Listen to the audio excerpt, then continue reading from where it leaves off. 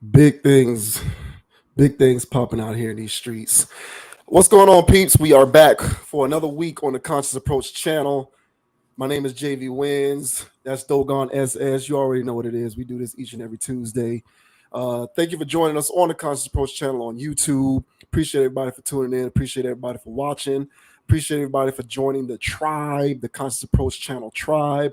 Before we get into this week's topics, uh, disclaimer, the way I always like to say, man, if you like the commentary in our videos, if you appreciate what we do on this channel, go ahead and subscribe to the channel. Hit that like button. Make sure that you are a subscriber so that you can get the notification whenever new content is published to the channel. We surely appreciate it, and we surely appreciate you joining us along for this wild and crazy ride as we talk about all sorts of fun, hot societal topics going on, percolating in these streets. So, yeah, subscribe to the channel, like the videos, let us know what you think, leave a comment, tell us what we're going right, tell us what we're going wrong. As we always like to say, we don't run a cult around here. So if you disagree, that's actually preferred because we kind of like to bounce around different ideas as long as it is not of the troll variety. We do have troll detection software. So if your comment is of the troll variety, we will not respond. As a matter of fact, we will ignore it. But and we get hostile, and we get hostile too. yeah, and we will leave it up because people need to see what an example of trollish behavior looks like because there's no room for that out here. So with that out of the way, man, we're gonna go ahead and get right into it. First up, we're gonna talk about Kenya Barris. For anyone who is not a follower, or not necessarily a follower, but not familiar with Kenya Barris's work, he is a Hollywood director, producer, writer, all of that good stuff. He is the person who is the arbiter of those blackish shows, blackish, mixish, grownish, all of these shows. There's also a show that he has on Netflix with Rashida Jones, which I cannot recall off the top of my head, but it's similar in tone, featuring just family dynamics and all of that kind of stuff. But he is also the co-writer, I believe, along with actor Jonah Hill, on a movie that just debuted on Netflix called You People. Basically, it's a comedy movie that features mixed race relationships, and there's a dynamic. It's what's that chick's name? Nipsey Hussle's baby mama. Oh She was yeah, in that movie ATL. London. Lauren London. There you go. Lauren London plays the daughter of Eddie Murphy and Nia Long, and Lauren London gets with Jonah Hill, and his parents are played by David Duchovny, who is Mulder from the X Files for all of you older folks out there, and Julia Louis Dreyfus, who was on Seinfeld, and Jonah Hill's family is Jewish, Lauren London's family is Muslim, and so all sorts of comedic hijinks ensue in this movie, You People, and it's supposed to be a running commentary on mixed race relationships in this current climate, which can get real sensitive when it comes to racial dynamics and all of that kind of stuff.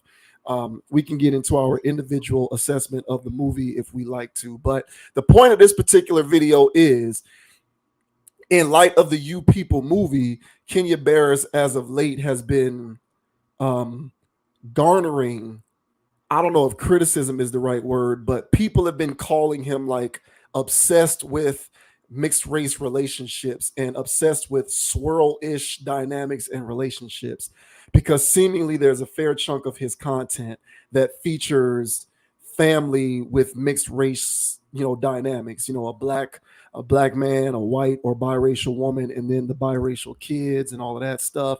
And so people are, kind of critiquing Kenya Barris on that, saying that he has a fetish for mixed race relationships and all of this kind of stuff. And so he was recently on Sway in the Morning to dispel any of that. So we are going to talk about that and talk about just, this particular situation as a whole, how valid it is, whether it is a criticism, and, how much sense that it makes. So this particular article we got from Bossip, it says clarification-ish. Kenya Barris responds to claims he's obsessed-ish with swirl-ish storylines.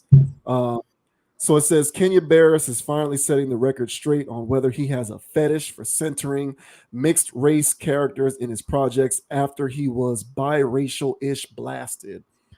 Earlier this month, film critics lit into Barris after the trailer for his Netflix rom-com You People Hit the Internet.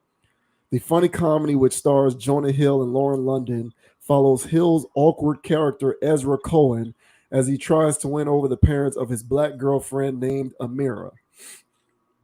After news of the movie made headlines, some angry Twitter users lit into Barris, noting how interracial relationships and biracial characters are always centered in his storylines. A few people accused the famed film writer of having a quote fetish and an unhealthy obsession with biracial people. So you can see here's one of those Twitter comments. Fetish. It says one thing for certain, two things for sure. The sun rises in the east, the earth is round, and Kenya Barris will never stop beating you over the head with his biracial obsession. Oh. No, I think it's kind of strong there, but that's neither here nor there, I guess. So Kenya Barris responds to biracial backlash. Well, this week during an interview on Sway in the Morning, Barris finally addressed the criticism when asked if he had a fixation with mixed race storylines, or rather mixed race stories. The Black-ish and Grownish creator sarcastically said, I do, I really do. Barris 48 continued, it's crazy. It happened because I did a show about my family that I'm super proud of and Black-ish. My wife's biracial. The kids look like my actual kids. Then there's a spinoff with Yara, who's amazing, which I'm super proud of that spinoff. There's a spinoff about the mom character's life, which was based around my kid's mom's life and the things she went through. So we'll go ahead and play this snippet from his response on Sway in the Morning. This was from a clip from the Instagram post that was posted to that Bossip embedded onto the website. So we'll look at this and then we'll talk about this situation. I was very surprised to see a group of people online that saw the trailer and felt like Kenya Barris has a fixation on mixed race storylines. I do. I really do. I feel What's that about? I feel like it's crazy. I feel like it happened because I did a show about my family that I'm super proud of in Black-ish. Mm-hmm. My wife's biracial. The kids look like my actual kids. But, and I took it. And then there was a spinoff with Yara, who's our girl. Who's, amazing, which I'm super proud of that spinoff. There was a spinoff about the mom character's life, you know what I'm saying, which was based around my kid's mom's life and the things that she went through. And then I did a show on Netflix that was still based like me playing me, Black as fuck, with Rashida, who's biracial. That's where it starts. Yeah. You know what I'm saying? But that's all based on my family. And if you go outside of that, people don't remember like it's Intergalactic, it's Shaft, it's Coming to America, it's The Game, it's Girlfriends, it's Girls Trip, it's I will go head to head. I'll do a versus for who's black. You know what I'm saying? For like, you know what I'm saying? In terms of like who's put up black shit. You know what I'm saying? You and Spike? I'll go against anybody. I really mean that. I really mean that. Like, I feel like my career has been dedicated to us.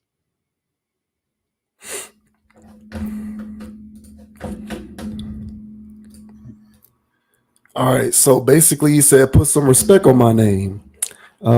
He said, check the receipts on that. But so there you have it. So do you believe that any of this is valid? Does Kenya Barris's content strike the iron while it's hot? And does he have a mixed race fetish or obsession? That's also fetish is a strong word for sure. Obsession is also a strong word. I would say this, that when dealing with Hollywood corporate interests, the best way in order to carve out a lane in that industry is to create something that hasn't been created before. And this guy found a niche. He found a niche, or niche for you niche people. I can't stand you niche people. don't know what y'all problem is, but you need to stop. And so yeah, so he found himself a little niche. He carved himself a little nice pigeonhole, little Tyler Perry little window of this is what I operate in. I do biracial stuff. Get like me. There's a lot of biracial relationships out there, a lot of mixed kids out there, and they don't have identities as far as the children once they come out, because this country is so torn. You're either black or white, and when they are hearing these dynamics of the oppressor versus the oppressed, and I have both of them as my parents, which side should I side with? Who should I believe? Who should I empathize with? So on and so forth. So then there's this thing of trying to be black enough when you're around black people and try to be white enough when you're around white people. And they just grow up lost. So mixed kids in this culture built on racism and racist rhetoric, they lack identity, a lot of them. And it's very sad. So they didn't have any sitcoms or any television shows that reflected the lifestyle of people who go through these scenarios. So I believe it does resonate to a population of Americans here who do endeavor with these dynamics. There's a man who's qualified enough because he has a wife who's biracial herself, and they deal with these interpersonal dynamics when they're living in America. Then what better person who's also a writer or a producer to come out with content that's in this niche lane? So I don't fault him for it. I have other takes on this, but initially, a guy who's coming from the background that he's coming from, seeing the way that he's seeing things, and also acknowledging the mixed kids or biracial kids, however you like to call it, that are living in America who are struggling with identity issues themselves. So maybe they do want to see something on TV that actually reflects them and their upbringing. So how about you, bro? How do you feel about this little scenario here? Yeah, I guess everyone is in need of representation, right? We need more black representation, more LGBTQXY and ZOP, OPP, yeah, you know me, representation, Yeah. and more female representation, more everything representation. So even more mixed race representation. Yeah, I think obsession is also heavy-handed. I think fetish is also heavy-handed. I think the criticism against him is heavy-handed. If you have an issue with mixed race relationships being portrayed in entertainment, then my recommendation is that you address the source of mixed race relationships and not attack a byproduct of those dynamics, which is what I would, qualify, which is what I would file Kenya Barris under the umbrella of a byproduct of whatever it is that people who would criticize him for this stuff actually have a problem with. I've just never been a fan of going after people who are just, sort of trying to create something artistically that speaks to what resonates for them personally. And whether you like it or not, that is a representation of his life. He does have a biracial wife, or at least he had, because I think that they are separated or trying to get divorced, or I don't know. But that is, he did. That was his family dynamic, and he does have the biracial children and all of that stuff. So it isn't inauthentic in the sense that he's making something up, but there's nothing that actually resonates with him individually. And so my rule when it comes to stuff like this is as long as it's not contrived. Now, granted, it's Hollywood, so there is going to be some embellishment going on with pretty much anything that gets put out for mainstream consumption. But within that context, so long as it is relatively authentic in terms of this is actually what this guy's life was like, I don't really have an issue with it. I'm more so just looking at the people who are criticizing him. So you say that he has a fetish and that he's obsessed with it. Okay, well, what kind of content do you want him to make? You know, like if you think that he is laying it on thick with the mixed race stuff, what do you want him to do? You want him to make more drug jail guns drug shows? I think we got enough of those. You want him to make more shows with black men wearing dresses? I'd say we have enough of those. You want him to make barbecue shows, family cookout shows? I think we have enough of those. So, what form of entertainment do you want him to make if you have an issue with the biracial stuff? Like, I think people just like complaining for the sake of complaining. That's what I think. I think people wake up in the morning with a natural axe to grind because their life is abjectly miserable. And so they exact their misery upon the world by criticizing the first thing that triggers them. And since they're so easily triggered, it's like, oh, biracial TV show. Let me get triggered and criticize that. But no one's going to criticize 50 Cent for repeatedly making shows that depict black people in prison and jail and selling dope all day. Now, granted, those aren't, even though I do personally think that the majority of the most highly consumed forms of black entertainment are shenanigans like BMF and all of the different permutations of the Power universe. Hell, Power now has its own universe. How ridiculous is that?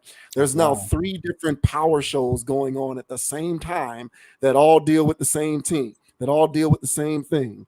Black people running up and shooting each other, shooting on ops, selling dope, going to prison, going to jail. Like, it's a rinse and repeat thing. So unless you're going to offer up an alternative, I would suggest that you stop complaining and just enjoy the biracial content that Kenya Barris puts out.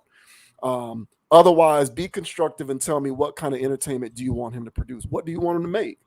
You want him to do the Tyler Perry stuff, Medea stuff, family reunion shows, funeral movies?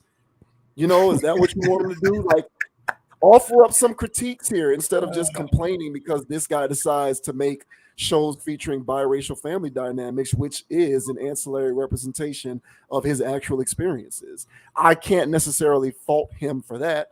And for the record, if I'm going to, in the interest of full disclosure, I personally do not get as bothered, if that's the appropriate word. I don't get as bothered with the advent of mixed race relationships because I kind of view it as, in 2023 progressive America, people exploring more options and becoming more comfortable with doing that. But I also at the same time do not fault or criticize someone else who thinks differently, because I respect those opinions as well. And I understand where they're coming from, and I think that they're completely valid. But me personally, doesn't really trigger me all that much. And quite frankly, I would rather watch an episode of Grownish or Mixed-ish, College-ish, Nail Spa-ish, whatever ish shows that this guy wants to keep coming out with, in lieu of, every time I every time I turn my TV on and see a new black show debuting on Stars, it's got to do with a dance studio or drugs and dope and guns and shooting. So, if this is about diversification of content and you have a problem with what Kenya Barris is putting out, then give me a constructive alternative that he can be leaning into because you think that this is a fetish or an obsession. Otherwise, I would say keep the same energy. If you're going to have a problem with what people like Kenya Barris are doing, then I would say also have a problem with, what 50 Cent is doing or what these other producers in Hollywood are doing when they put these shows on BET depicting dysfunctional black families who are constantly backstabbing and double crossing each other and stealing businesses from up under one another's feet and having sex with their friends' spouses and all that other dysfunctional behavior. There's criticism to go around, to be sure. I would say just keep the same energy across the board if you are so inclined to jump to your Twitters to complain about biracial relationship content. And if biracial content out there is devastating towards the black community, well, so is shooting black men on film, all right, and selling drugs to one another. I agree with you 100%. And when these things get recorded and placed out there, and for people to watch over and over again into perpetuity. Because who knows how long, this cycle will go on and how long this content will go on. But whenever we're always being depicted on TV dying at the hands of each other, or we have music where we're talking about killing each other, or, whatever, you're surprised when the world doesn't treat you with respect. And here you go supporting content that says disrespect me. We don't respect each other. So yeah, it's throwing stones and hiding your hand. It's the pot calling the kettle black. It's all the above. The irony here is just it's tearing me to shreds. But when dealing with corporate interests and things of that nature, I spoke about before here about masculinity being under fire, under target. So also feminine energy is under attack. And I would just say overall culture of people are under attack. There is no American culture. If you want to talk about westernization, commercialization, consumerism, burgers, fries, hot dogs. If you want to call that American culture, that's not a culture. Exactly. And I And 100% agree. I think that is American culture, is just stuff. it's Stuff is American culture. Yeah. right. And so I do believe people's actual genuine cultures are under attack. So if you're Irish, your culture is under attack if you live here. If you're Italian, it's under attack. So when there's no culture, there is no people. There's no guidance, there's no direction. People are just doing anything. And if the alternative, if what they're always given is consume, self-delete, and do all this other crazy stuff, then people are just going to do that and self-destruct and all the above because there is no culture that's holding them down. When you have television shows that are trying to recreate what American culture looks like, then you get TV shows that are showing modern families and how they deal with work dynamics, relationship dynamics, and all the above. Black-ish is no different, or any of these issues. This guy's just talented at what he does, and he fit a role into whatever scheme that they have. Whenever I watch Blackish, the parts of it that I did see, I laughed, I giggled here, I laughed there. It's funnier than I thought, but it still has this cringe, and I don't want to. But still, it's I still think it's witty enough. It carries its own weight at times. So I really don't have a problem with that. Hell, this, like we said, this show's talking about killing people. So a show where a guy's trying to raise a family the right way, I really don't see, whatever. But I do, however, believe that there is an agenda out there to dilute culture in general. Yeah. And so whatever Black culture is, because we've talked about here before, you talking about a genre of music? Is that what your culture is? Or you talking about a type of food? So that's your culture. So you're tied to food and music. That's your culture. Okay, got it.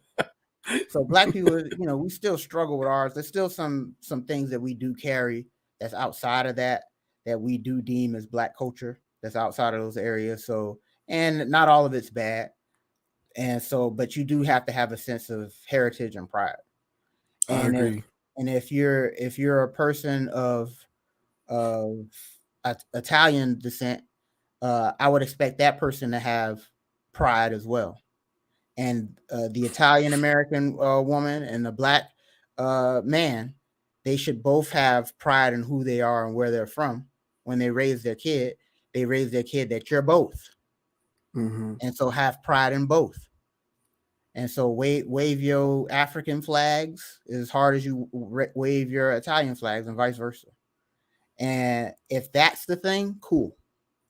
But I think that what's going on here is that there's what I've noticed in interracial relationships is that there's an elephant in the room, because there's no, to me, not in all cases, there's an elephant in the room of there's not culture from each side.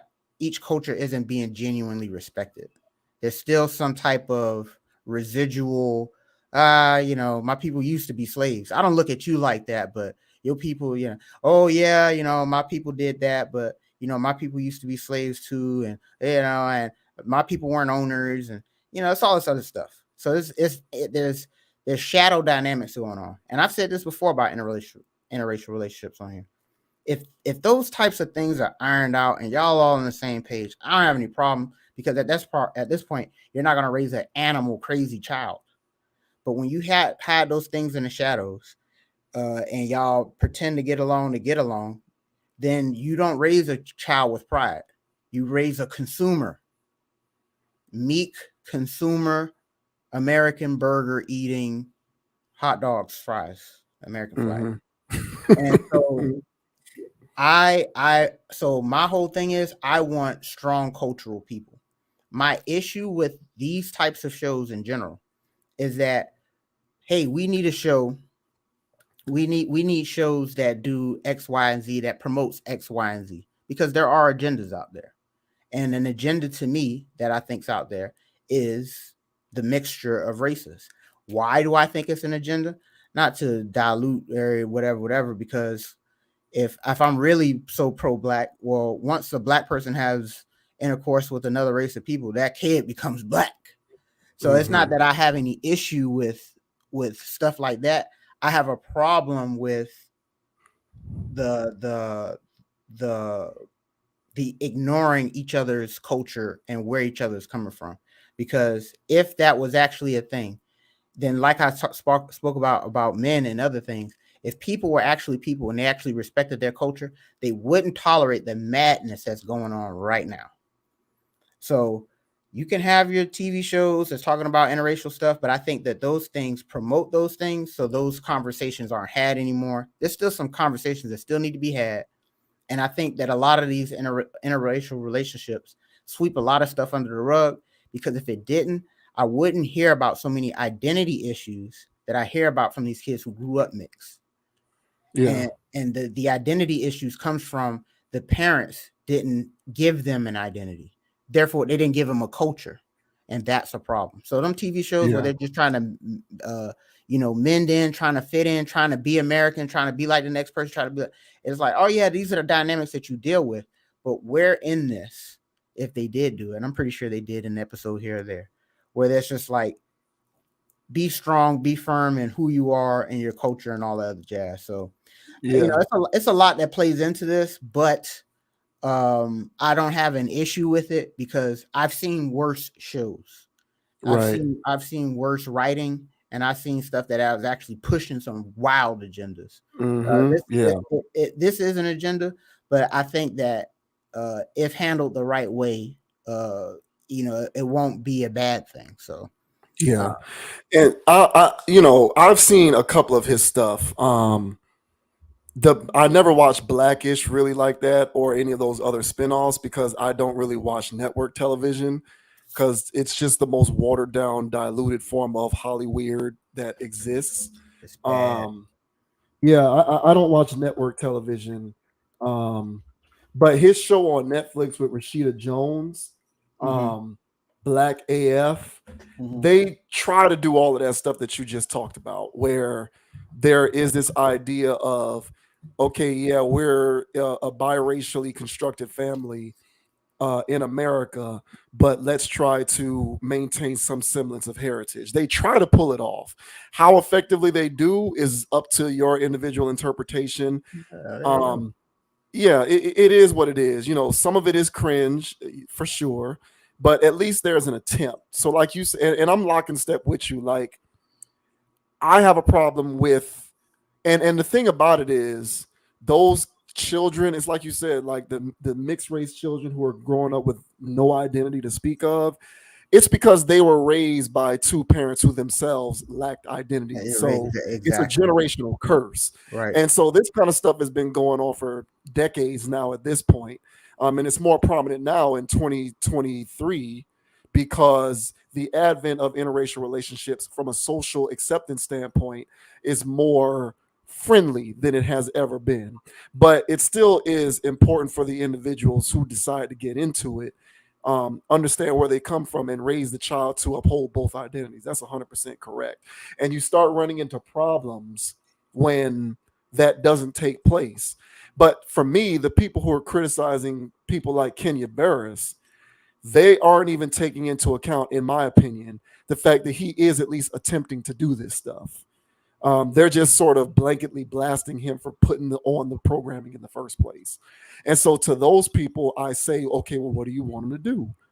Like, don't come out here fire and brimstone, bitching and moaning and complaining about everything. If you don't like this stuff that he's putting out there and you think that it's an obsession and a fetish, what do you want him to make? And like I said before, I sincerely hope that you're complaining just as much about the drugs, jail, and guns and prison shows as you complain about the mixed race shows. Because to me, if one is damaging, then the other certainly is damaging, if not more so. So, and there was one thing that you mentioned before that you said, and I also concur, where it's like, I'm all good with mixed race relationships myself, so long as the individuals talk this stuff out and have an action plan in terms of how we're going to handle some of this stuff and how we feel about that. Because you got to know where an individual is coming from. So if both people are on the same page and then y'all actually start raising families, it is what it is. But it's the lost souls and it's the lost situations that are problematic. But I don't think that Kenya Barris is portraying that in his programming, in my opinion. And I'm not saying that because I'm a fan of his. I actually think most of what he does is cringe personally, and I can't watch most of it. But I can at least be reasonable enough to say I think he's trying to make these things where these kids are being raised with some identity and then they have to deal with the challenges they're in as they grow up in westernized American culture. And I watched the You People movie. Ironically enough, I watched that movie a couple days ago. And personally, I thought the whole thing was cringe. I could barely get through it. And you have to watch it to see what I mean. It's absolutely cringe. The Julia Louis-Dreyfus character is over the top and completely exaggerated and so incredibly cringe. I can't stand it. But I know what he's trying to do. He's just doing it in my opinion, an incredibly corny way.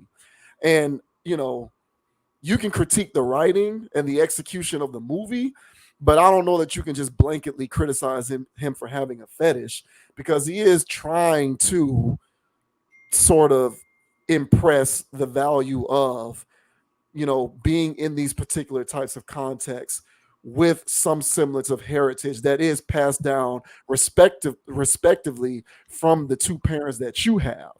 And so at least he's making an attempt at that. I'm not going to all the way just hate on the man or shard on him for that. But I do think that, having said that, most of what he's done is cringe. I tried to watch Blackish, couldn't do it. It was too much. It's too much. And then those other shows, Mixed-ish and Grown-ish, and that movie on Netflix, it's too much. The show on Netflix, to me, is cringe. Well, but I'm not going to criticize. Go ahead. No, I'm just going to say, but I'm not going to criticize him along the vein that he's got this obsession or fetish with something that he has a personal affinity with, because it is, or at least was, his actual existence. So he's not, coming out of the woodwork, living in this, Pan-African or Black African family with, Black African children and a Black African wife, but all of a sudden he wants to get in Hollywood and make biracial shows. No, that was his actual family construct. So why is it an obsession when he has an actual personal affinity with it? So I just kind of think the criticism is heavy-handed. And I can say that while at the same time saying not really a fan of his work, because I find it to be quite cringy. It is what it is. And I concur with everything that you said there. I do think that that's important. I think responsible people who know who they are, who want to go that route and raise, biracial children. If you do it the right way, it is what it is. But yeah, it's the lost souls that are an issue. And if that's what you want to critique, then fine. But that's not what's portrayed in his stuff, in my opinion. Yeah, and I'll say this: it's kind of like, well, I was trying to explain about corporate interest, the agenda, his circumstance. It was kind of it's a perfect storm. The reason why this guy gets, in my opinion, because I think people like his work and his series, but not to the point of him to get so many spinoffs. And if it's so cringe to me as well. So when it comes to, it's like, how are you getting so many gigs? How are you getting another show? And so the thing is that it's kind of like with Young Thug. So when Young Thug came out, and he was actually a man who wears dresses on his off time, it was like, wait, hold on. Let me get this straight. His name is Young Thug. Yes. He wears dresses. Yes. He sells drugs. Yes. He talks about killing people. Yes. And he's talented. People like his music. Yes. Let's sign him. And then so him wearing a dress is not a big deal to him. That's the lifestyle he comes from. But there's an agenda out there to push dress wearing. So the same thing goes here for this type of stuff, where this guy who's talented enough to be a writer, producer, or whatever, he comes from that background, wants to write stuff about this anyway, but then they see that there's whatever. And again, I think that the agenda comes from the angle of diluting culture and embracing American culture. And I don't think that if America was genuinely a melting pot, then it would allow people to be sovereign in their own heritage and their own whatever, and each person respect each person's thing or whatever. When I go to a Colombian restaurant, I'm Colombian that afternoon because this afternoon, this lunch is fire. And I respect everything that they got going on in there, and I go about my business. If he has a Colombian wife, Colombian kids, and they trying to run their own empire and run a business, I'm happy for them. So nobody can. So just because I have my own culture, don't mean I can't coexist with other people. Right. And so these shows promote how they want Americans to think. That's my problem. So I don't watch all of this stuff, but it shows people how to problem solve. And whenever the problem solve is an American answer, and it's just like, yeah, of course, there is no real solution here. So again, I don't watch his content, but again, it's cringe for a reason. And I think it's cringe because it's not good. And it's also cringe because who's buying this? And then so when those people who are watching, oh yeah, I love all the issues, and then that person's just a cornball. It's just like, why are you surprised? This person grew up watching this man's content. Hook, line, and sinker. So yeah, man, I don't have issues. Things can play out however they play out. At the end of the day, if you're consuming content in general, you do have to have a mind of your own. Turn on your filters. And if the answers don't jive with your worldviews, don't allow it to seep in. Yeah, just don't watch it. Yeah, all you gotta do is just not watch it. It's that simple. But people just kind of watch stuff and then get mad about it or triggered. Don't watch it. But yeah, that Netflix show that he has on there, they try to pull it off, but it's just, it's just not. Watching it, I felt so uncomfortable watching that show, watching that movie rather. And it isn't because of the themes in it. It's because of the acting and the writing. It's just forceful, and it's just not. But I saw what he was trying to do, because that's what they're trying to do in the movie. Lauren London's family, they're proudly Muslim, and so Eddie Murphy plays the dad, and he's wearing he's talking about the history of his culture and people in the movie and all of that kind of stuff, and they have these contentious conversations. So I see what he was trying to do, but when you try to do that within a Hollywood sphere, That's what I it see. just comes off to me as like, ugh, like that no, exactly. How powerful can it be? How much can we get to the root with Hollywood as the answer? So it's not really getting to anything. It's just entertainment about the situation. It is, So, it is. But I don't know. I'll still say, in closing, I think that, saying that he has a fetish or an obsession is a bit much, because that is the man's life. Like, that's the man's life. So critique the work itself, that's fine. But to say him as a person, he has a fetish for something that is his life, to me doesn't make sense. Like, if I am a professional basketball player and I go into Hollywood and I start making basketball movies, does that mean I have a fetish for basketball? Yes. Like, my life and my reality was a basketball player. So to me, that kind of stuff doesn't make sense. But it is what it is, man. Shouts out to Kenya Barris, man, a black man getting rich, whatever. America, man, get to the bag. Yeah. American westernized consumerism at its best. Yes. Give me more.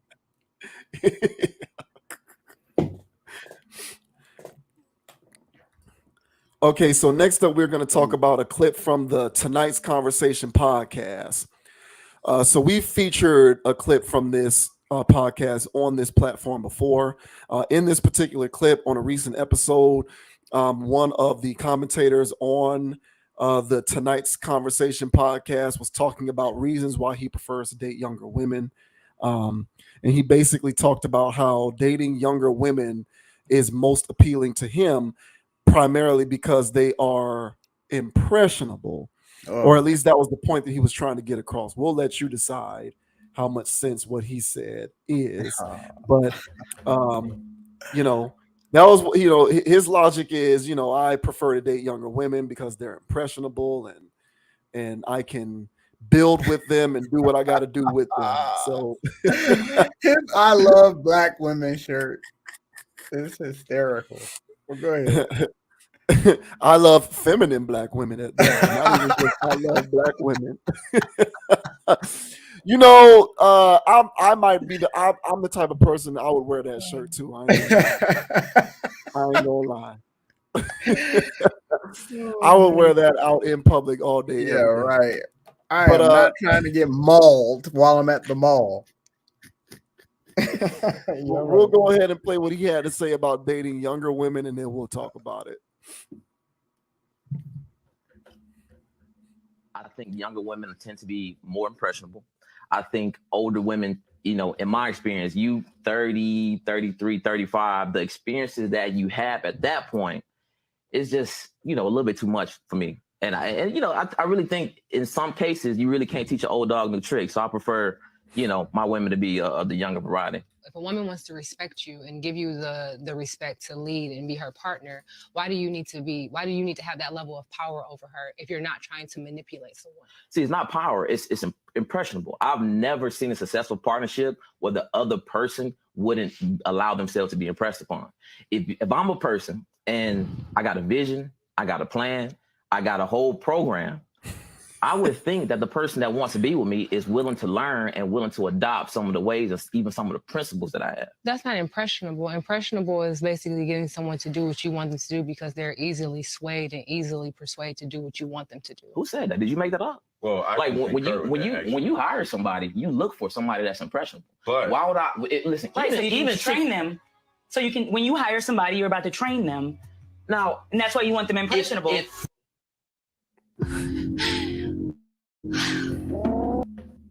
Whoa, getting a little X-rated with them ass. Boy, I'm like, hey, what's going on? So let me go ahead and get going. Sorry, guys. I'm still, my eyes are still watering from the laughter. But, all right, so I've been in situations similar to this where I use a word and I have a different interpretation of that word. And then I'm talking to a woman and I trigger her, and now we're going down some rabbit hole because of a word I use. He said impressionable. I think I knew what he meant there. And it's not their definition of impressionable. Mm-mm. But be that as it may, man, where do I begin with this? There's so much to unpack. But I would say that this guy, noble cause, coming in there really trying to explain himself to these older women, just trying to let them know how much they're out of the market when it comes to somebody that's actually willing to settle down, really trying to make some moves. He's not going to choose 31, 33, 35 years old woman. He's using bad language. Can't teach an old dog new tricks or what, bro? Who you talking to, man? Like, they're not going to receive this. They're not. This is these girls' show, right? Actually, I've seen him on several occasions. I think it's his show. Oh, I don't know. I think it's his show. I mean, I think it's him. I think it's him and another guy's show, and the women were the guests. Okay, well, in either case, I mean, his word selection there of can't teach an old dog new tricks, blah blah please, impressionable. Yeah. When you hire somebody, you want somebody impressionable. What? Oh, so you can control them. So here's the irony. They say they want a man to lead them, but they don't want a man to control what they do. Now, let's really try to get to the root of that. Now, if you're following a man's lead and he goes left, you're following his lead, you go left. He controlled which direction you went in. Is that not control? Oh, so you can try to control. Oh, you trying to control her. Well, yeah, I want somebody who's going to follow my lead, who's not going to buck against the system, because whatever man or men made impressions on certain areas of their brain, they followed the leads of those men in those areas. So they're no longer impressed by whatever that you're doing, because they've been through so much. They've had so much experience. They're not wild and dazzled anymore. Well, what big deal is that? Well, when we're dealing with feminine women, when we're dealing with feminine energy, and one thing that I'm hearing about from all these women is that if they had an experience with, whatever guy, they're going to want an experience that's better than that with whoever that they're dealing with. So that first guy who made that impression on her, he made an impression. So much so, she still talks to her ex that she broke up with years ago. Why are you still talking to that man? He made an impression on you. And if he made an impression on you, then you're impressionable. So did he say anything out of pocket that he wants an impressionable woman? No. But they're taking it as direct impressionable, naive, stupid. Okay, I'll do whatever you want. Yeah, they're interpreting it. They're interpreting it as manipulative. Yes. So you can manipulate me because I'm which infers weakness. Yes. And that's why they thumb their nose up at it, because they think what he's trying to say is younger women are weaker, right, and therefore I can manipulate them. That's how they took it, even though you're right. That's not what impressionable actually means. Exactly. And so so any man that's dealing with a woman who's had bodies, all right, they're going to have to compete with all of those men when they're dealing with her. And if at any point you do something unattractive, or if you do something that's not masculine enough, or not this enough, or not that enough, but you remember that guy when you were 28 years old that did X, Y, and Z, or took you wherever, whatever. Now you're comparing that guy to this guy. Because that man made an impression. So you want a woman that you can make impressions on. I don't feel like that's far-fetched. How about you, sir? Do you feel like this man was speaking out of the book of misogyny? Or do you feel as though that these young ladies have things a little confused? They definitely have things confused, but what else is new? No. Yes, the actual definition of the word impressionable is I am lacking in certain requisite experiences. So there's an opportunity for a first time experience to be impressed upon me. Yes. Like that's what the word means. It doesn't mean you're just this easily manipulated, naive individual that I can just run roughshod on and control. But see, once again, and I talk a lot about projection on this channel. When women aggressively confront that type of thought process, they're projecting their previous traumatic experiences onto the conversation. That's all they're doing. So, in all likelihood, at some point in their past, dealing with a weak, effeminate man, they were probably manipulated by that guy and traumatized. And so they take their PTSD into every subsequent situation that they deal with another guy.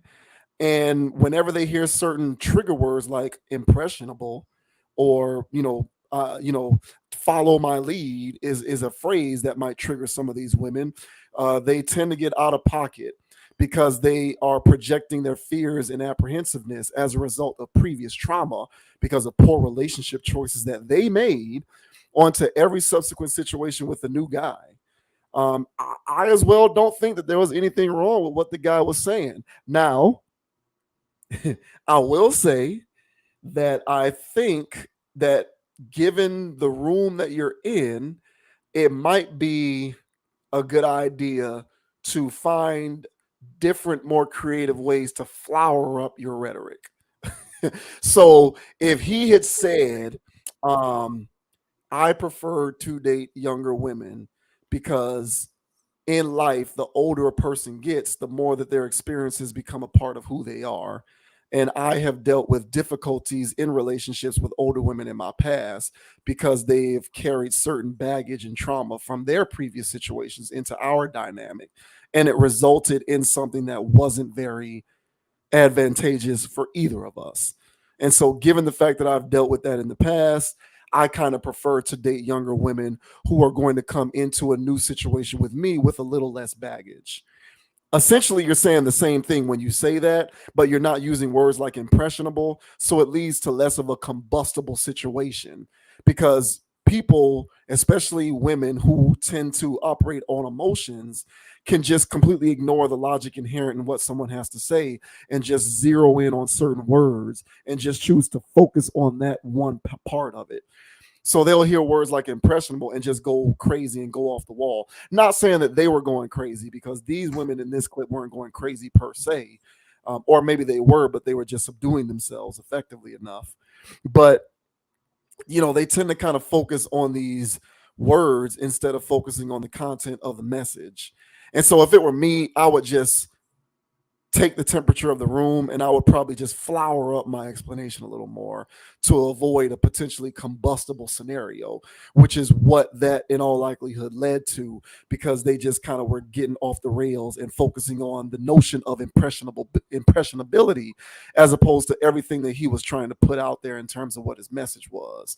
But people tend to project their previous traumas and past situations onto their next situation, the same way that they did what you talked about, in which a woman is going to carry previous impressions that were made upon her into situations with new guys. And so as that guy, you're competing with all of those past situations.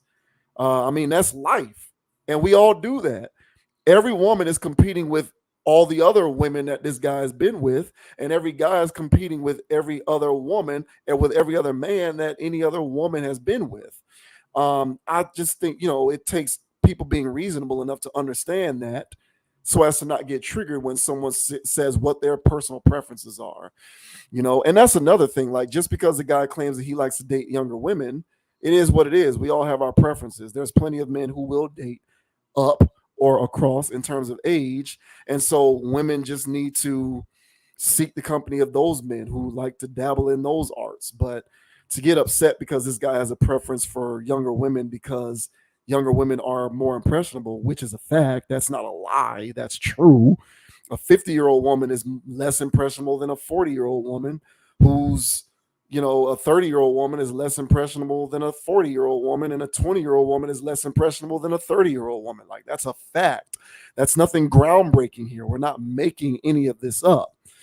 But when you're a woman who has made poor relationship choices in your life, and you've been traumatized and you have baggage because you have more skin in the game because you're older, you're going to go into every new situation with a guy carrying that stuff with you. And at times you may project some of that in this new situation with this guy.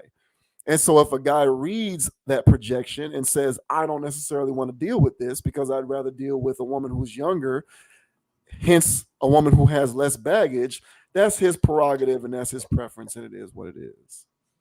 Yeah, well, because they're just gonna spin it back to that a man just wants an ignorant woman because a woman that's really in her own power. I've heard it, ladies. A woman that's in her own power is too much for him to handle. Blah, blah, blah, blah. Yeah, he's so much for you to handle, right? That nobody can handle you. Every man that you run across, they can't handle you. So is it the men's problem? Or is it you, man? Exactly. And these women here are so combative. They're so combative. And they don't have to be raising their voice to octave 10 in order to be combative. Just the mere fact that they're willing to debate tooth and nail. And the women in our community do this quite a bit. They think that they're always right. They can never be wrong. And so this is where I've realized that you don't debate with them. There's nothing to debate about because it's all cap. All the answers are lies. They have to keep their defense tactic. It's guerrilla warfare. Men are strategic. They map things out. They plan things out. Women, they are anarchists when it comes to warfare, and they'll do whatever it takes. They jumping out the trees, the bushes. They got blades. Yeah, they'll get up on you too, real close. Hey, damn, she stabbed me in the back. Yeah, you bet she stabbed you in the back, bro. So when you're dealing with these warfare tactics, they're going to be pulling stuff out of Sun Tzu's Art of War. And you'll just be out here. Yeah, you'll be out here just, I love her. Bro, she's playing games. You want to talk about manipulators and projection. These are manipulators, these ladies here.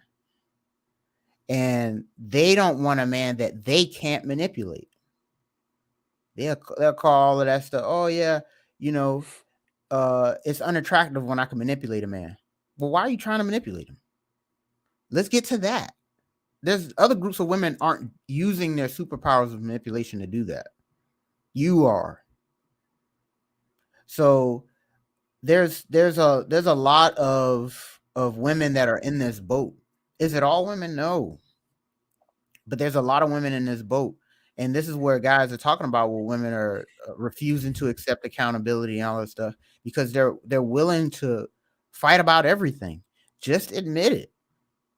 Just admit you were wrong. You were sold a lie. There was a lot of stuff that we were sold lies on.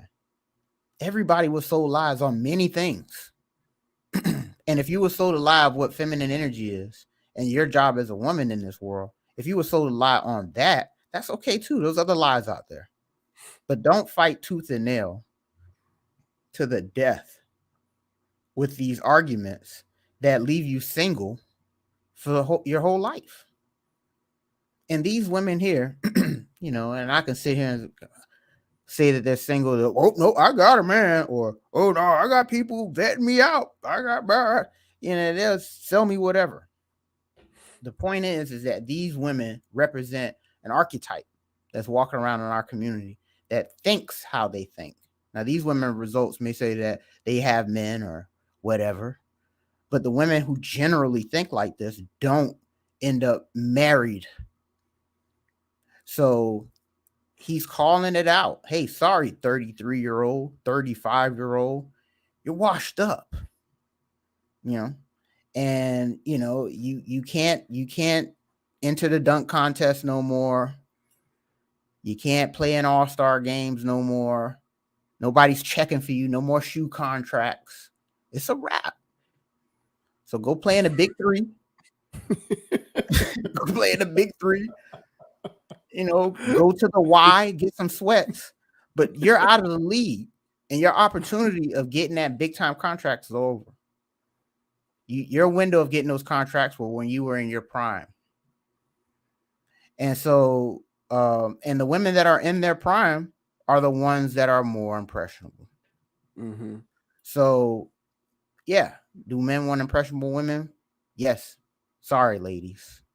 Yeah. All right. Get with that. Well, I can't.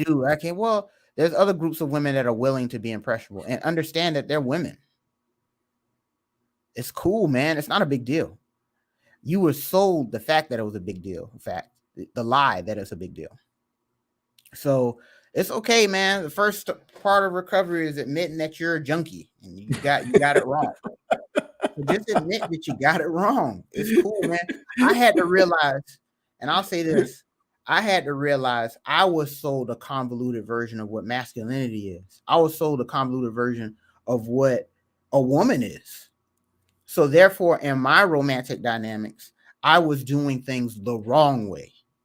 Even though I did a lot of things right, there were things that I didn't do right, the right way. I wasn't really being masculine in certain areas.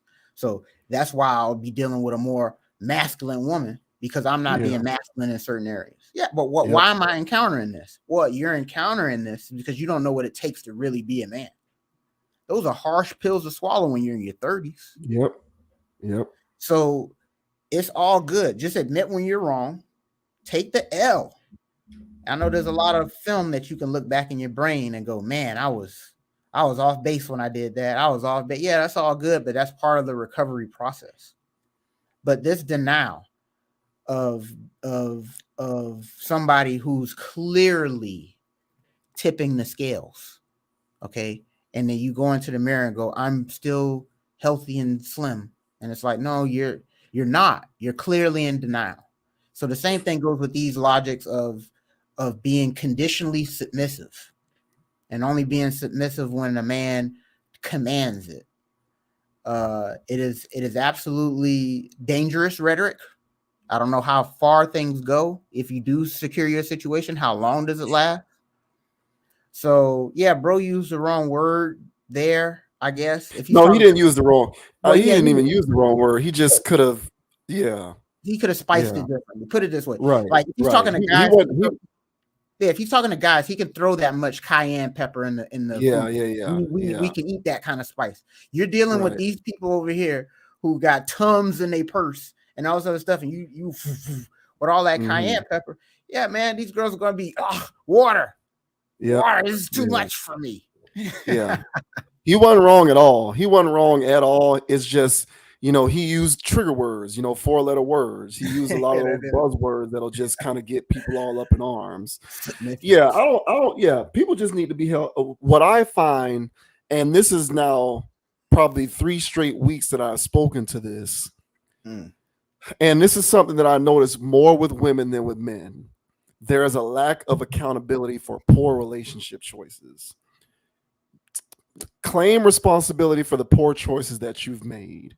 Or if you don't want to accept responsibility for the poor choices that you've made, then accept where you are with your relationship situation because of those choices. But you can't have it both ways.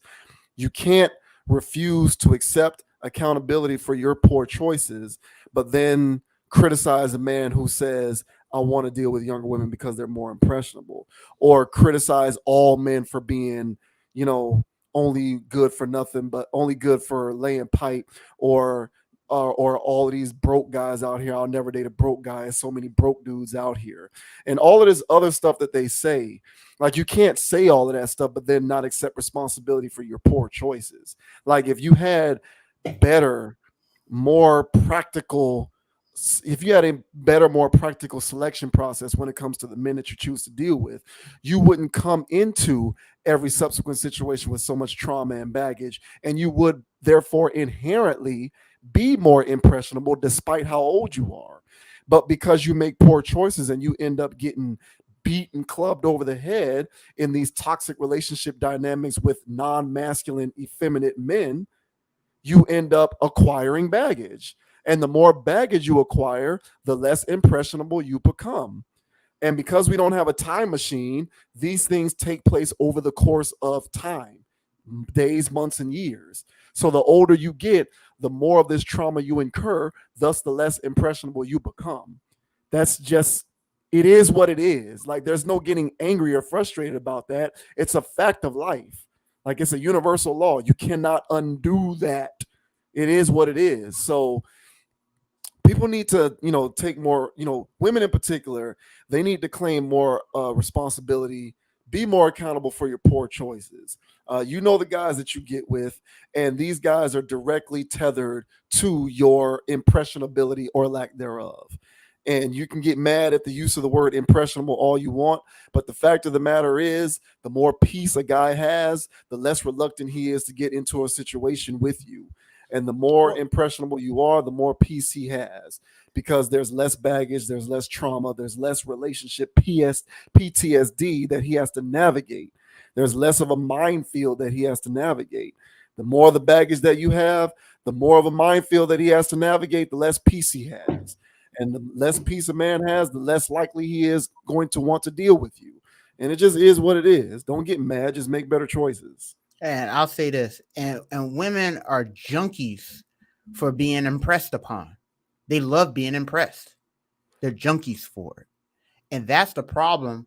So when I say baggage in these instances, it doesn't always have to be traumatic baggage.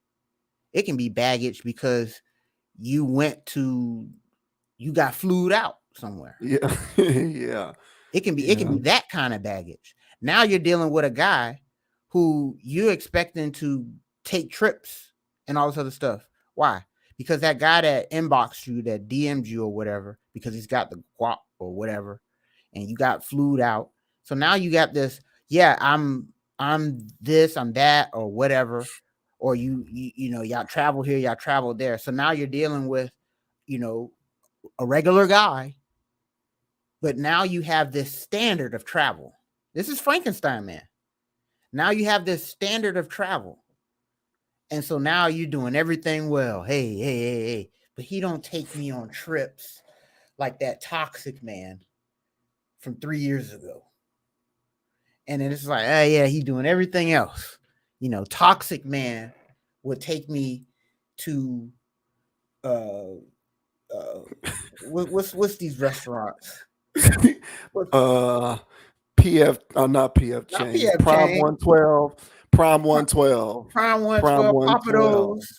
Yeah. All right, Papados. He's taking me there, and he's not even looking at the receipt. This guy's looking at the receipt and asking for what bar. He's good. Look, he's got coupons. He's embarrassing me. He's embarrassing you. This man's so good with his money. He brought coupons. I'm jealous of this man. But toxic man 3 years ago was doing all of this stuff.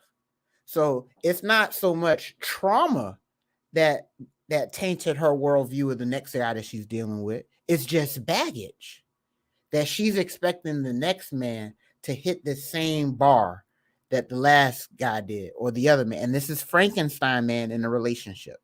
So this is the problem. But if I meet a 25-year-old, for instance, and I'm the one who took her out of town. If I take, this 33-year-old out of town, she's been out of town before. She's been out of the country. She's did all these things. Those impressions were already impressed. So whenever I try to make that indent, somebody else's fingers is already in there. Mm-hmm. And somebody mold already in. I can't do nothing. And that mold is a mold on an imprint of her brain and an imprint of her emotions and an imprint of how she decides to treat you. That's why she can't get over her exes, the one that made the impression on her. So So that 25-year-old, I'm impressing her. I'm getting the indents. Oh, that travel? Yeah, I did that. Oh, yeah, that sex in a public bathroom? Yeah, I did that with her. Oh, this, and this and that, I did that. So whenever she's thinking about whatever the experiences in her life, I'm the guy who led and introduced her to those. When you're 35 years old, girl, I'm pretty sure you done did a lot of stuff you'd already wanted to do. Now I'm just the guy that's doing it now. But now I'm the flavor of the week doing it now. And yeah, but I want more experience. I need more. So, hey man, the guy spitting facts there. You know, ladies, just acknowledge. All right. If you're on the denial spectrum, that hey, you know, impressions are key. And you yourselves love impressions and being impressed upon. Because if you didn't, you wouldn't be thinking about that shitty man that you're still thinking about because, well, he was so shitty. But why do you think about him? Because the impressions he made. So let's not get triggered by a word. But yeah, man, I agree.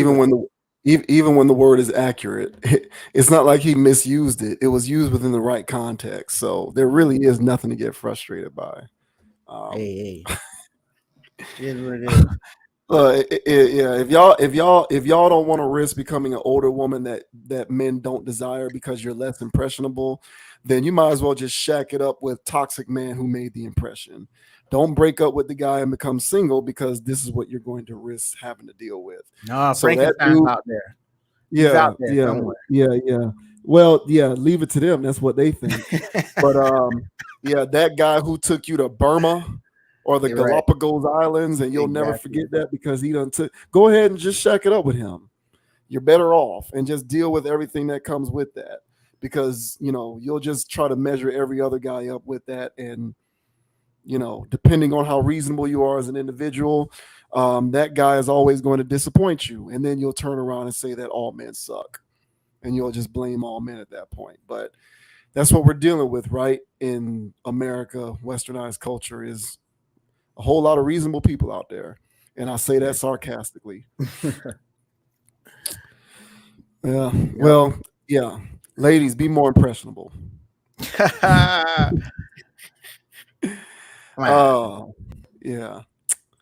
right. Last up, we're gonna talk about Lala. Lala. Anybody who knows Lala, she was previously married to.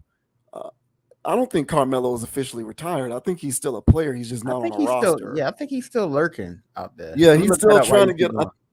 Yeah. He ain't retired, but at least for now, not active NBA player because you can't say former because he's still a player. He's not retired. So non-active NBA player Carmelo Anthony used to be married to Lala. They were married for over a decade. I think they got a son together, and so they've been divorced now for a while. And Lala's been a single broad for a while, and she was recently on the Breakfast Club talking about how she thinks married people are miserable, and how she thinks that people are straying away from marriage more and more in lieu of being happy, because it's essentially she's saying it's miserable to be married. So this is an article from Insider. It says Lala Anthony thinks most married people are miserable and that people don't want to get married anymore. Lala Anthony has dished out her opinion on marriage, claiming that most of the married people she knows are miserable. Anthony made the claim while speaking with DJ Charlamagne the God on the Breakfast Club about her recent split from her longtime husband, Carmelo Anthony. The TV personality and actor married NBA legend Carmelo in 2010, but filed for divorce in 2021 amid allegations that he had been unfaithful. The couple's life together had been chronicled in their reality television series Lala's Full Court Life between 2011 and 2014. Quote, I don't hear people who aren't married saying like, I want to get married, Anthony told Charlamagne. You just start hearing it less and less. Like before that was a goal. I'm not in conversation with people who are like, I can't wait to meet someone and get married. She added, I'm not saying all, I'm being careful with my words. Most married people that I know are miserable and not happy and don't want to be married.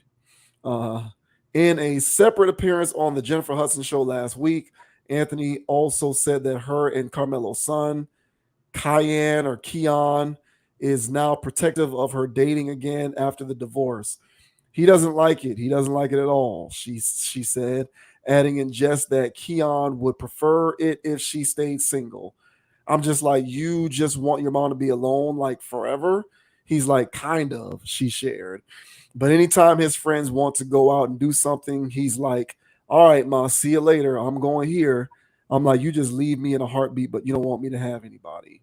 So what? Wait. So she says that's her own son.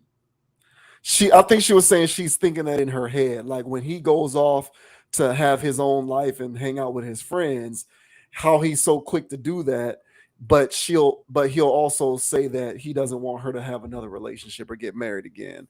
So she was like, "Wow, you'll just leave me in a heartbeat to go do what you want to do, but then you also want me to not have a guy. So you just want me to always be by myself." Yeah. But yeah, Lala's, talking about how, according to her and her world, she doesn't know any married people who are happy. Most of them are miserable, and people ain't jumping to get married. So what's with the psychosis on Lala and talking about how married people are miserable? Well, I mean, show me the single people who are happy. So now, if the thing is about what marriage is, of course, it's not. Marriage is work. Like, even when you're like 50 and 60, you still got to take care of your knucklehead ass kids. Now they got grown up problems. Hey, Dad, I'm getting foreclosed on. I'm gonna need you to can you co-sign for me? What? Hey, the kids, one of them sick, man. Hey, could you go to the school and pick them up? Man, I'm caught up here at work. Yeah. So even when you have kids, and you're a grown person, yeah, man, you still gonna have to take care of them. There's nothing glamorous about it on that front. The reward comes from raising and cultivating strong people and populating the world with strong genetics, strong foundations, backgrounds to help make this experience better for your family and everybody else. And that requires effort and work. The misery that she's speaking of is probably linked to infidelity and stuff like that. That's a whole nother conversation that needs to be had around marriage and all this other stuff. Because guess what, y'all? Everybody's cheating. Everybody's having sex with everybody. Unless they're really off the grid humans, then they're out here having sex and they'll cheat on you. The first given drop of a dime opportunity. If you're dealing with a person who can't get sex, that's also a dangerous person, because the first opportunity that they can, they're going to exercise that. You have to deal with people who know who they are, know what's going on. And at that point, you can bring functionality to this corporation y'all are building, or a corporation that the man is leading and that the woman is assisting. And so the roles, the gender roles and stuff like that are all out of whack. I'll leave this story here and I'll let you go on. I was at a family reunion. I was at a family reunion. This was probably like 2011, 2010. And there was some people there that they were married for they were like celebrating their anniversary too. I want to say, bro, they were married for almost 60, 70 years. They were old, bro. They were married for a long time. They gave the woman the mic, and that whole room was basically populated by her. It's a lot of people. And one of the younger ladies asked the older one. She said, "Hey, how the marriage work or whatever. So, you know, she was speaking. She was like, people ask me how my marriage worked. How did I make it last for all this long? And she said that it requires patience, forgiveness, and she says another word. But when she was saying these words, you know, without so many words, you know what I'm saying? Pops was out there doing his thing and he was living his life, but she dealt with it and she remained strong and whatever. But look at the legacy that she created. It was an entire room of people, 200 to whatever people in there, all from them. So it was just like, well, if you don't want legacy, if you just want to sit around and want to always be happy, because what the hell is happy anyway? Then you're doing marriage for the wrong reason. And I would argue that if you're running around here single all day, hollering about no man of interest, like Lala mentioned, no man of that she's interested want to deal with her, then yeah, you're going to be around there miserable as well being single. So what about you, sir? You think Ms. Lala is accurate claiming that marriages are miserable, or I don't know, she's missing the mark on this one? Yeah, she's confused. She Okay, so she said most people I know Mhm. are they're miserable in marriage and they don't want to be married and they're not happy, right? So who does she know? So here are some of her Hollyweird friends. Hysterical, Yeah, Kim Kardashian, hilarious.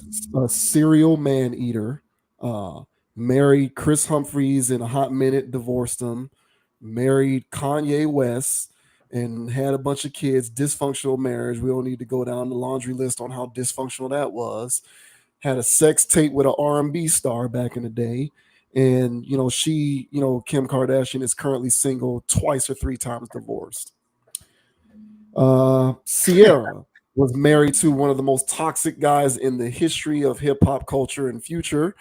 Um, this guy is the epitome of toxic, and that's who she was with before she eventually got out of the matrix and married what some would call a square in Russell Wilson. Um, Kelly Rowland, that's one that might stand the test of time. Vanessa Bryant, the widow of Kobe Bryant, who they almost had their relationship dissolved because Kobe, stepped out on the marriage in Colorado with that, room service broad. Um, Monica Denise, don't know who that is. Serena Williams. Serena Williams is married now to a non-black man, but before Serena Williams was married, was gallivanting around dating everybody from Common to Drake. Doing So anything. yeah, so take it for what you will. Gabrielle Union, who was married to a football player, and she openly admitted to how toxic their marriage was because they were openly cheating on each other and were doing it vindictively on purpose. Before she ended up getting married to Dwayne Wade, where they are raising what some would call an alternative families, and you can read into that however you want. Well said. uh, Beyonce, and you can take what you want out of that particular situation, but that marriage also almost dissolved because Jay-Z was doing his thing as well before he apologized and made that ridiculous 444 album, which was basically the Beyonce apologize album. And is she really friends with Beyonce though? Let's be serious. I don't know, but they're associated, so we'll just go with that. And then we got Taraji P. Henson, who is 40 plus and also not married. Well, she's got an all-star list of all the women. Yeah. So she says no one I know who's married is happy. Marriages are miserable. Well, look at your social circle.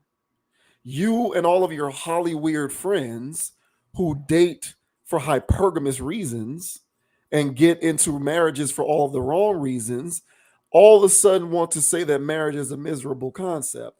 Well, look at how you're going about the decision look at how you're going about getting married.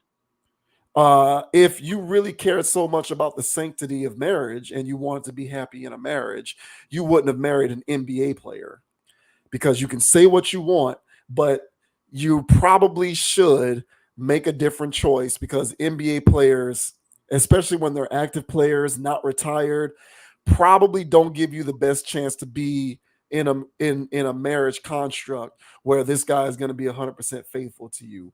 I'm not excusing it. I'm not trying to say it's right or wrong, but pro athletes step out on women, step out on their women and in their marriages all the time. It is what it is.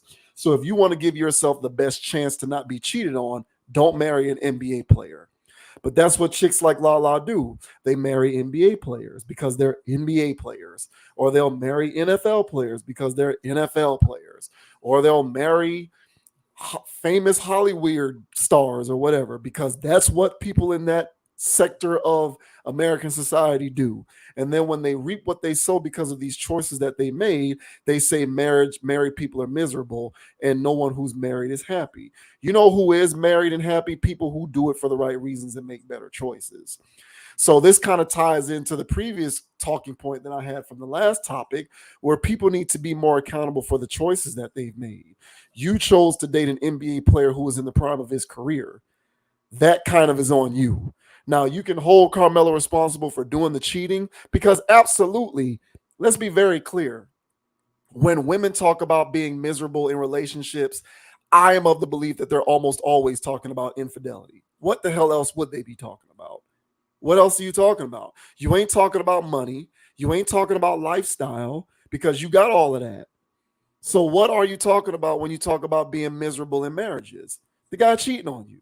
Because for women, that's the end all to be all. Infidelity. Guys stepping outside of the marriage. That's what she's talking about. That's what she's referring to. So if you don't want to get cheated on, don't marry the type of man who, from a profile standpoint, is the most likely to cheat on you. But you won't do that because NBA players excite your emotions. See, you can't have it both ways. You can't get with Future and then complain when Future goes Future. That's like the people who, those guys who, people wanted to get mad when the tiger bit Roy or Siegfried in the face or something like this. Chris Rock had a joke about this in his stand-up. You're gonna get mad at the tiger went tiger. That's what tigers do. They bite your ass in the face. So you want to have a child with a guy like Future and then get upset when he goes Future. He's Future. You think a tiger changes the stripes? And I'm not even criticizing Carmelo, because I just look at the world through a practical lens. And men who have all of the options in the world, because on any given day they can step into the room and every single woman is going to be after them, I feel like it's incumbent upon you to make more sound decisions and just stray away from marrying a guy who lives that kind of existence, to whom that's his reality. That's kind of something that you need to take responsibility for. Should Carmelo take some accountability for the fact that he cheated on you? Yeah, those were his actions. That's his behavior. But you also take some accountability for getting married to a guy who has an extremely high likelihood of cheating. And it's just looking at the world practically. I'm not excusing cheating, but I'm looking at the world practically. These are the things that are going to happen to you. So all of your little flock of hens that you hang out with in Hollywood or in social media world, in entertainment world, in social media, Instagram world, all of the little Instagram thoughts that you're friends with, and these only people who do these other things, and they are constantly in toxic relationships, getting cheated on by guys who run in similar circles. Whose fault is that? Them or yours? Don't then come out in public and project that as there's a problem with marriage on a whole, because there's plenty of other people who are doing marriages successfully. So look in the mirror, understand the role that you played and how things turned out, and make better damn decisions. But all of this bitching and complaining, like, stop it. No one I know who's married, most of the people who I know who are married are miserable. Who do you know? Because if it's any of these people who I just listed off, that's a go figure. That's a go figure. Birds of a feather really do flock together, and they get together and they spew their ideology amongst one another in their echo chambers, and they really do think that they're making points out here, and they're really just making themselves look foolish. So, hopefully for her, them checks from BMF and all of the rest of them shows that she's in keep coming in so that she can afford the lifestyle that she wants as a single woman, because in all likelihood she'll be a single woman into perpetuity because she can't help herself and the poor choices that she makes. And that goes for her and the rest of those weirdos that she hangs out with, that she uses as an example in terms of how to accurately gauge whether marriages are actually something that's miserable or not. Yeah, well, I mean, that's a hell of a. I'm saying that she got an all-star list of dysfunctional women, and those are her friends. And you know, she went and got BBL'd. Yeah. This is what's going on, and this is where the cap needs to stop. Yes. She married, like you said, she married Carmelo Anthony. When Melo did it at the time, I was like, bro, we're not in high school watching MTV no more, bro. Like, that's not La no more. But he wanted that. So he went and did that. I wasn't a fan of it. Because it seemed predatory on her part then. You know, a la Renner, PJ Washington. But she stuck around. So she stuck around, actually got married, and did the whole horse and pony. Why? Because TV dollars weren't coming in no more. She wasn't BBL'd up, and she damn sure wasn't acting. So to me, it seemed like a career move on her part, because this is when power couples became a thing. You know, well, oh yeah, Jay-Z, Beyonce, this and that. You know, people are linking together for power couples, and this just came off as watered down power couple garbage. Yeah, not to cut you off, but that's another thing. Like you talk about fly me to the Burmese. Yeah. That's another thing, is the power couple thing. That's another Yeah. lure. Like, I want to travel and do the power couple thing. What?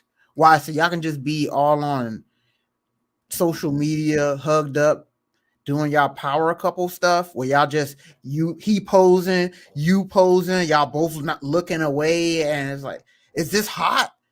Like, what do y'all really like this? Oh, I want to take pictures like that with my man. Oh, let me stay on course with this.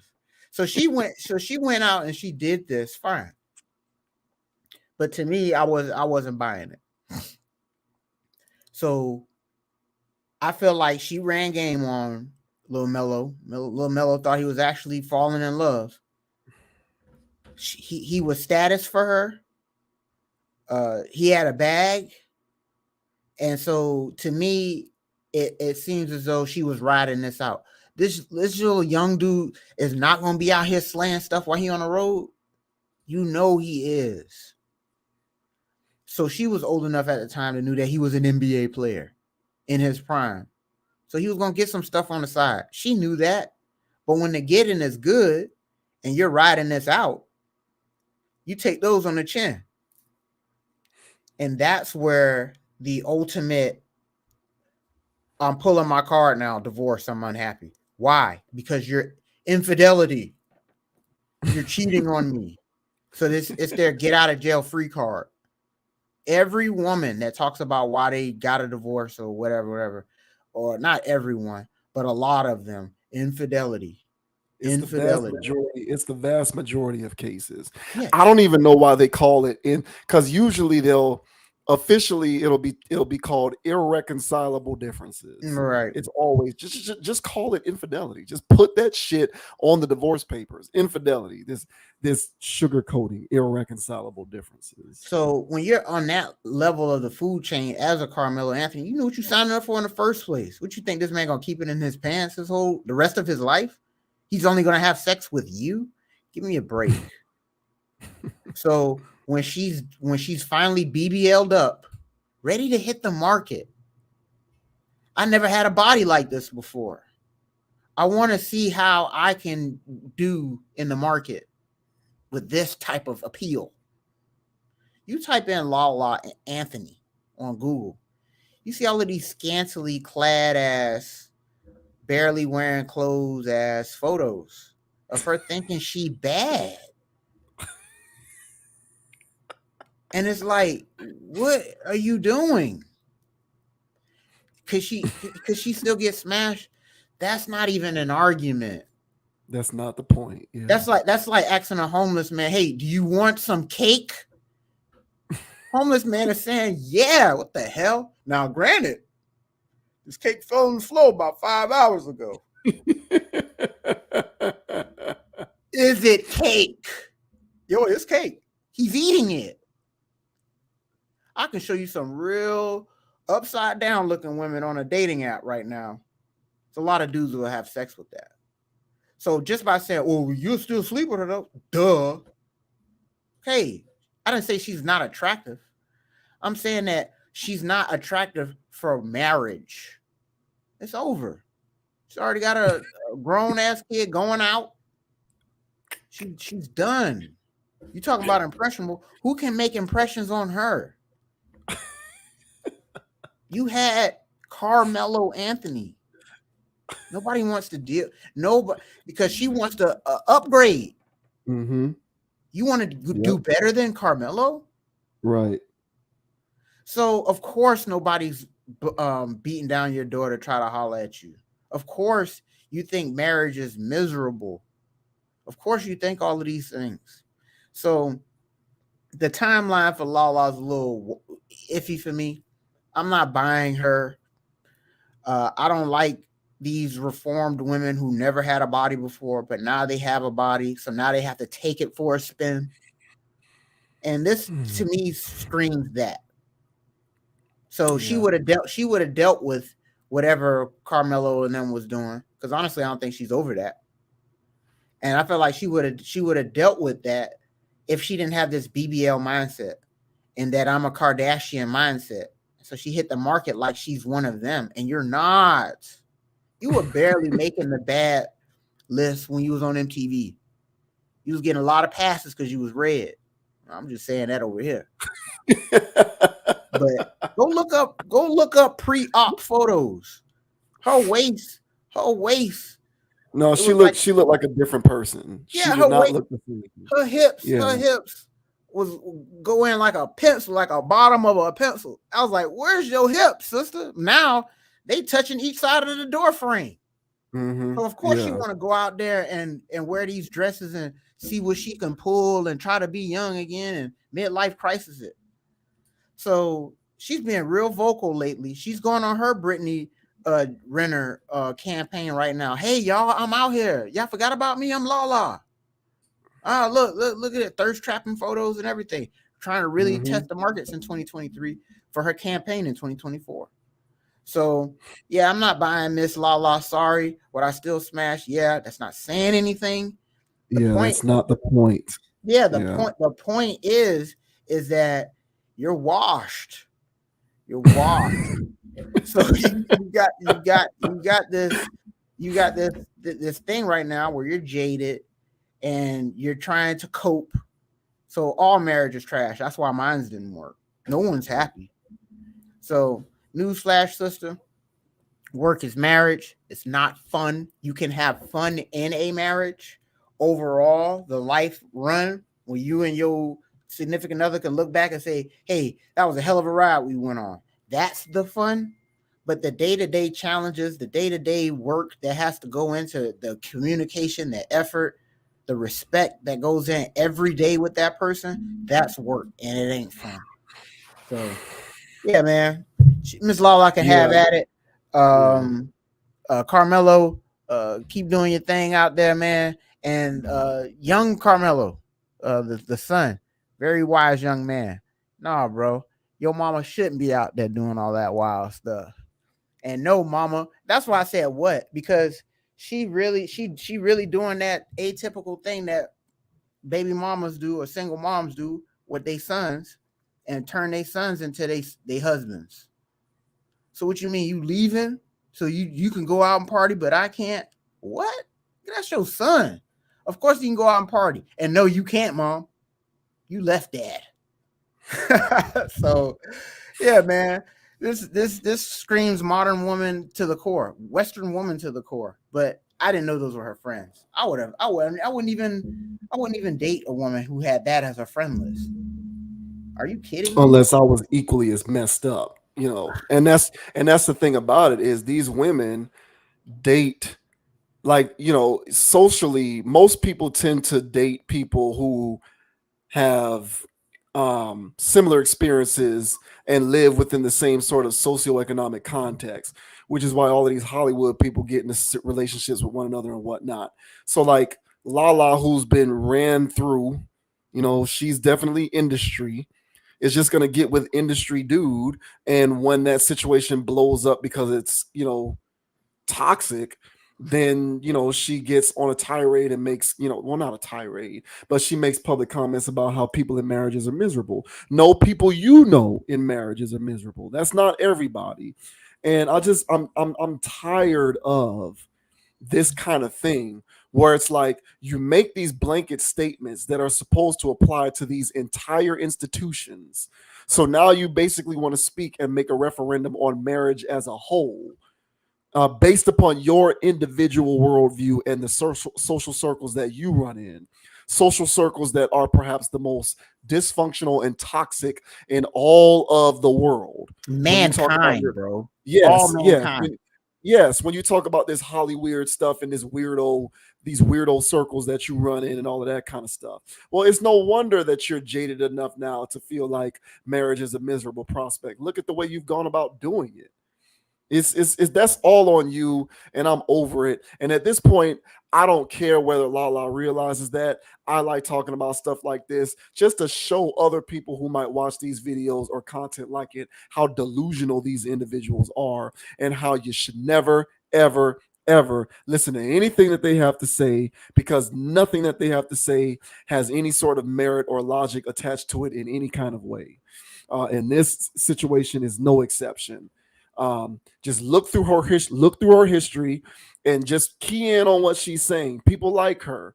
They talk about no one I know who is married is happy. Okay, well, let's do some investigating on who she knows. That should tell you everything that you need to know. Like, that informs you on everything that you need to know with her worldview and how she looks at all of these different concepts and notions. And you just shouldn't listen to them. It's a lot of people walking around out here who think that they are someone who should be listened to, and they're not. And Lala is not anyone that you should listen to when it comes to marriage. Like, spare me. And don't, cry me a river with your woe is me take on what you've been through and how marriage is miserable. No, the way you chose to do marriage is miserable. That's not all cases, and that's it. Lala can show me. Like, if I asked her, it's like, so whenever I'm presenting something on a microphone, but I'm trying to make eye contact with the audience, so how do you make sure that you get that, accomplished? She could school me on that. She could school me on some other stuff, but she cannot school me on dating and relationships. Lala, you cannot do that. Yeah. So, you don't have any qualifications. Your credentials are not good enough for that. They're not. They're not good enough. I'm sorry. They're not. And, you might as well be all of y'all. I don't want to hear shit from any of y'all about relationships. None of your little flock of hens that you hang around with. And all the rest of that ridiculous dysfunctional nonsense that y'all pull on a daily basis. I don't want to hear that. Not even Sierra, who seems to have the more functional one. But look what happened to her man. She's so dysfunctional that she broke Russell Wilson. That guy's broken. I've never seen that. You talk about falling off a cliff. I don't know if I said, me and my brother was talking about that, about him and about Russell, and how he was out here just no fapping, just no busting nuts. He was just out here, good Christian man. Him and Tyler Lockett just raved about how virgin they are in life.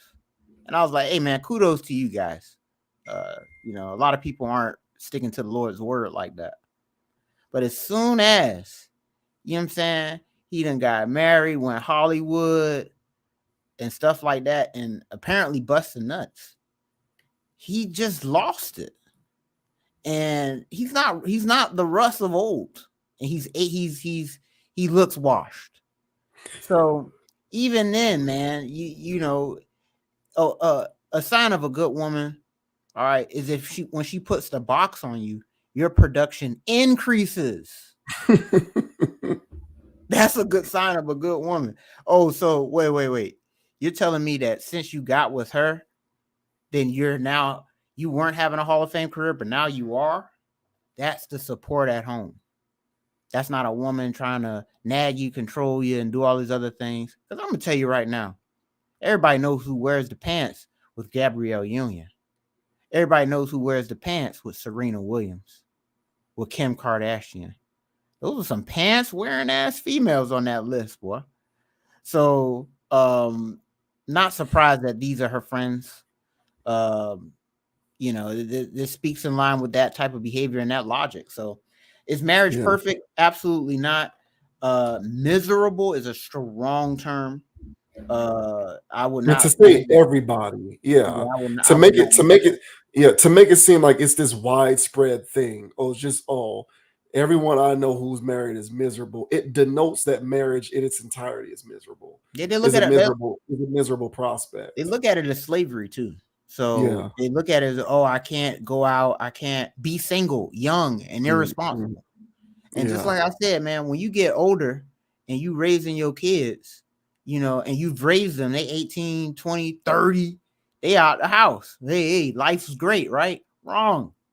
You still be raising those bastards. So it's a thing where when you're dealing with old age and you're getting up there and stuff, there's never going to be a moment where you're taking the foot off the gas in life. So you always got to work, and there's always efforts towards being happy. So have at it, Miss Anthony. I guess she can hit me up. This is no Lori Harvey situation. Now, no, Lori, not at all. Now, Lori, I'm willing to make impressions on her. But as far as Miss Anthony, can try. Here, in 2004, I would have been all over Lala, but not right now. Yeah, and she looks completely different. Yeah. See the video we did last week talking about that BBL stuff and that surgery stuff. She looks like a different person. It's crazy. But it is what it is. I think she's full of hot air, and that's my opinion, and I'm sticking to it. She's never bad, bro. Yeah, you do not have a group of well-to-do friends. You don't have a group of well-to-do friends enough for me to take your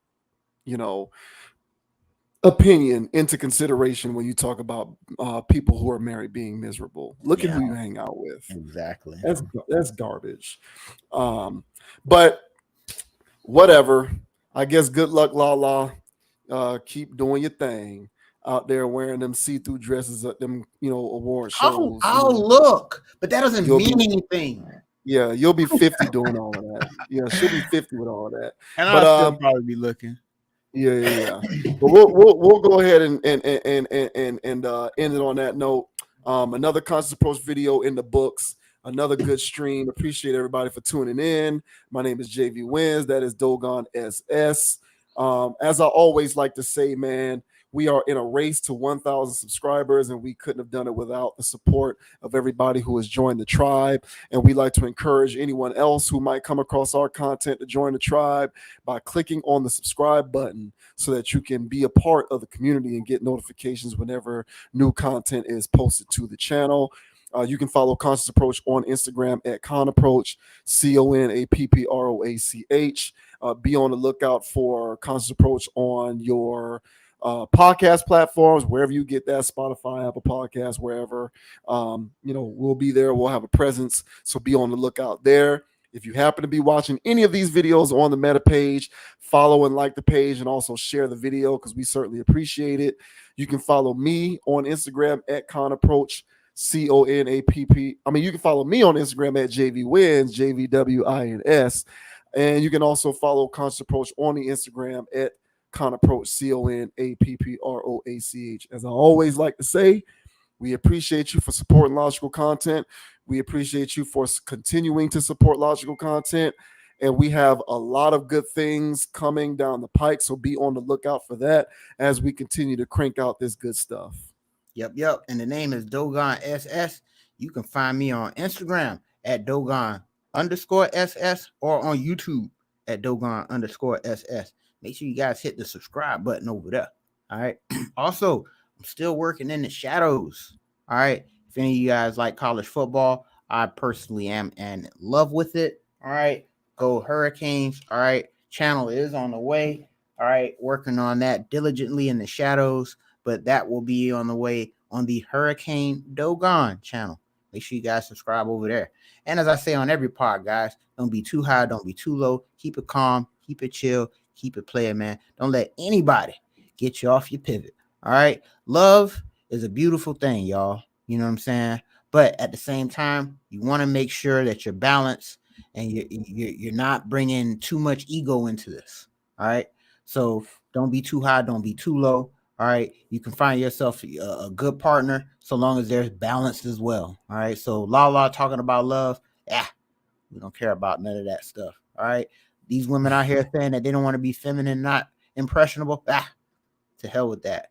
Stand on your morals. Don't get off your pivot, man. And until the next time, guys. All right. We'll catch you on the flip side. Yeah. We'll catch y'all later, man. On that note, we out. We'll see you on the next video. Peace. Skirt.